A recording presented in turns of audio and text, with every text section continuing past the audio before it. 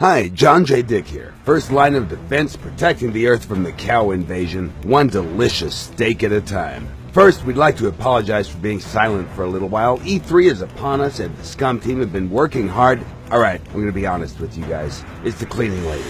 She blew the main fuse, and the fuse box is high up on the wall, out of reach. Occasionally we have a power surge, like that one. So it's true. But let's get back to the game to cover one main topic, and that's the character creation process. To fully understand how human body simulation works in Scum, we're going to go through the character creation process first. By now we've established that all characters in Scum will be unique, and that their skills and attributes will dynamically change in the game. There are four main attributes that define characters' physical and intellectual capabilities: strength, constitution, dexterity, and intelligence. They range from 1 to 5, and the average value is 3. For example, an intelligence of 3 represents an IQ between 90 to 110, which is considered to be an average IQ, while an intelligence of 5 would be something closer to a genius, like me. Players can always choose to increase attributes during the character customization process.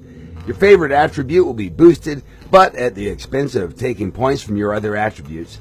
It'll take a lot longer for you to build up low attributes than if they started from average. This is what we call a character specialization. Besides the most obvious things like entering a name, the first thing that influences metabolism is age. By selecting different age groups, you'll apply certain bonuses or penalties to your character's attributes. For example, younger people are more agile and have better dexterity, while older people have bonuses on intelligence. Now let's explain what specific attributes mean. Strength is linked with muscle power and muscle mass in general.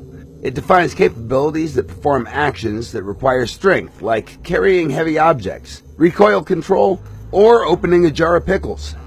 A greater strength usually means that your character will look better on the beach too, but be careful because bigger muscles also burn calories faster. Here you can see the most obvious difference between low and high strength. The prisoner on the left has a strength of 1 and is overburdened with 33 kilos of gear, even standing still and idle, while the guy on the right has a strength of 5 and can handle the same amount of weight much better. Once they start running, which is a very demanding action, the weaker guy on the left will run out of stamina much faster and will be forced to stop and rest. Here is how strength attribute can influence stamina directly, despite that stamina is actually defined with the character's constitution level and not strength itself. The second example shows how well a character can control the recoil of the rifle, depending on his strength.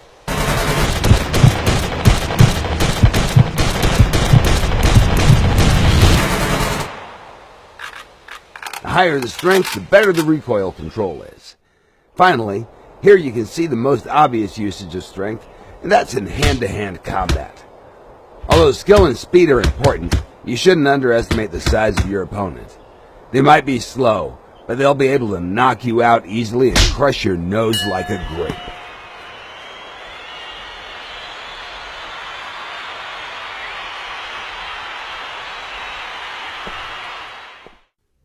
Constitution is linked with physical endurance and stamina.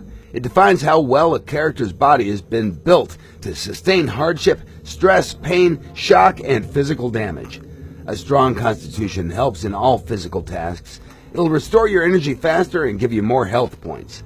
It also defines the quality of your metabolism, or how well your body uses nutrients from food.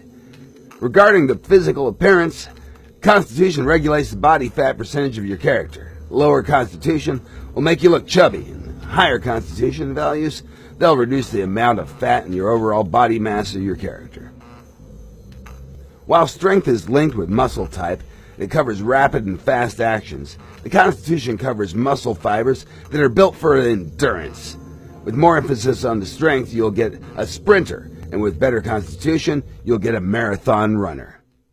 In the following example, you can see how constitution affects players' ability to endure physical damage. The character on the right has a higher constitution attribute than the guy on the left.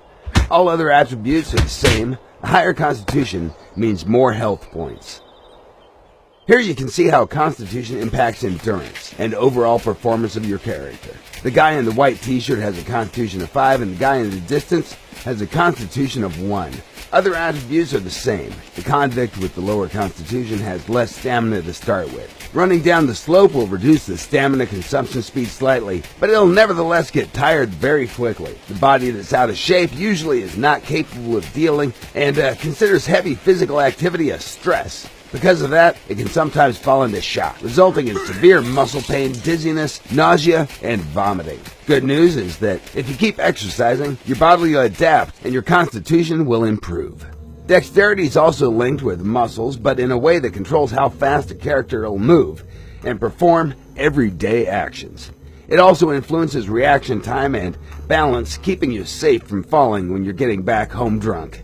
Higher dexterity will reduce the total weight of the character, both fat and muscle mass. Here you can see how dexterity can influence the speed of performing daily activities of an average American, like reloading a handgun.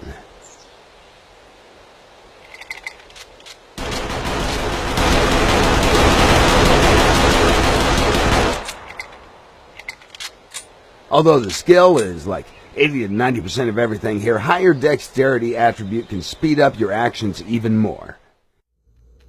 Finally, intelligence is equally important attribute with the biggest pool of skills assigned. It's the capability of perception and successfully performing tasks. It helps characters to learn faster, and without it, headshots would lose their purpose. No brain, no pain. So when you've finished with attributes, it's time for skills. The skills are divided into sections, with each section representing one attribute branch. Within the strength branch, you can find skills that have strength as their main attribute, and strength will have the biggest influence on how they're performed. Other attributes will not influence them as much. In case of the rifle skill, higher skill levels will give a better weapon control, more precise shooting, and less chance for weapon malfunction. However, the awareness skill from the intelligence branch will help you to spot targets further. The Constitution attribute will influence your aim through stamina consumption, making you less capable of hitting the target when you're exhausted. While the Dexterity attribute will impact the reload speed, drawing and holstering weapons, as well as the speed of changing stances. As for the skill levels, there are a total of 5 of them, from no skill, basic, medium, advanced to advanced plus. No skill means that you have no prior experience with something, but that doesn't deny you from trying it. It just means you're gonna suck at it. You're gonna be limited with what you can do until you reach a higher skill level. To upgrade the skill in the game, you'll have to perform it. Here you can see how the character's running skill will be upgraded simply by running. For each action you do, you'll gain some experience points. Even advanced skills can be upgraded. The final level is Advanced Plus and can be achieved only in the game. Right now, the amount of skill points equals attribute value multiplied by 2. Strength of 5 gives you 10 points to be distributed on the strength-based skills. To reach the basic skill level, you have to assign 1 point. Medium cost is 2 points, and the advanced skill level costs 3 points. So if you want to have advanced skill rifles, you're going to have to dedicate 6 points from the pool. Here you can quickly see the difference between basic and advanced cooking skills. With the higher skill level, you gain speed on your food preparation. You'll also gain access to more difficult food recipes. The cooking altogether is a very important skill. Properly cooked meals will provide you with additional performance bonuses that take effect as long as they're being digested by your character. Cooking also helps you to store food and use ingredients more efficiently, which means that you professional cooks can prepare nutritious meals with less ingredients. In the following example, you'll be able to see how different skills and attribute levels, along with the quality of tools, can influence the results of doing something basic, like bush cutting. Now the characters have different dexterity and different skill levels, but they all use the same level 4 cutting tool. The character with the best combination of all these 3 elements will cut the bush first.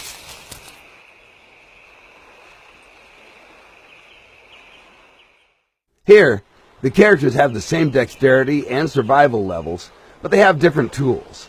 The guy on the left is using the stone knife, which is a level 1 cutting tool, while the character on the right has an axe, a level 4 cutting tool.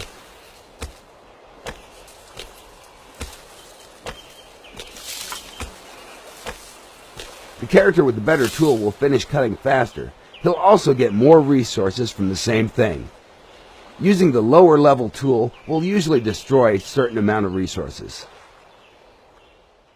Finally, for those who don't want to bother with all this nonsense, we've added a magical super button that will create the perfect character by running very complex background subroutines. You're literally only 2 clicks away from playing the best survival game ever. Just use randomize and you're good to go. That concludes this exciting episode of Shit You Need to Know About Scum. Remember to follow us on Steam, Facebook, Twitter, and www.scumgame.com. Wrapping things up, here is Deliverance Day, performed by a Double D and the Pretty Mouth Boys. Dick signing out.